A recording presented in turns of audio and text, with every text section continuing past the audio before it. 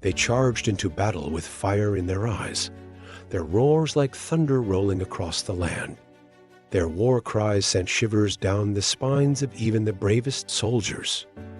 To their enemies, they were monsters, merciless, relentless, and untamed. To their people, they were legends. The Celts were more than warriors.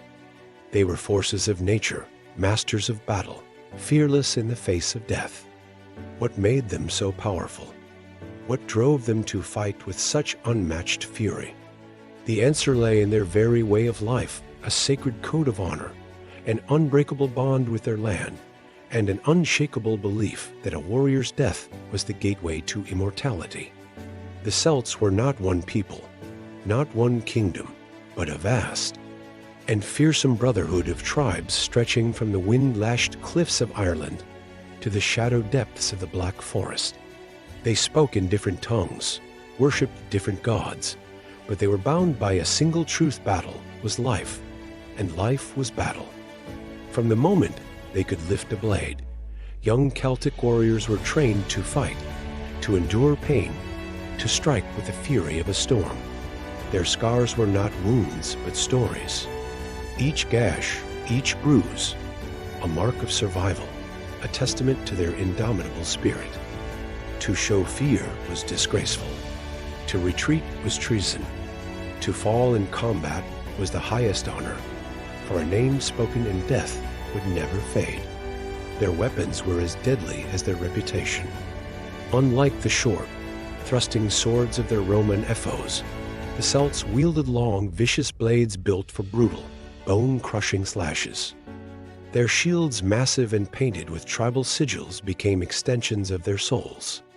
And then there were the chariots, thundering across the battlefield, drawn by wild, powerful horses. The Celtic war chariots struck terror in the hearts of even the most disciplined legions. Warriors would leap from them into the melee, cutting down their foes before vanishing into the mist like ghosts of war. Yet, their most fearsome weapon was not made of iron, it was terror itself. Before battle, they stripped down, covering their bodies in vivid blue woad, transforming into living nightmares.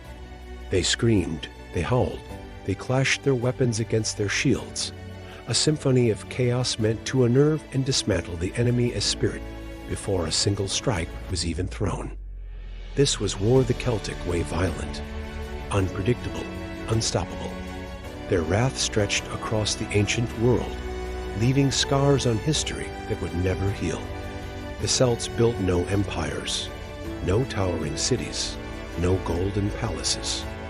Their legacy was carved in the fear of their enemies, in the blood-soaked battlefields where their warriors stood unyielding, in the echoes of their war cries that refused to die. Few knew this better than the Romans. Rome had conquered the known world, but they had never faced an enemy like the Celts.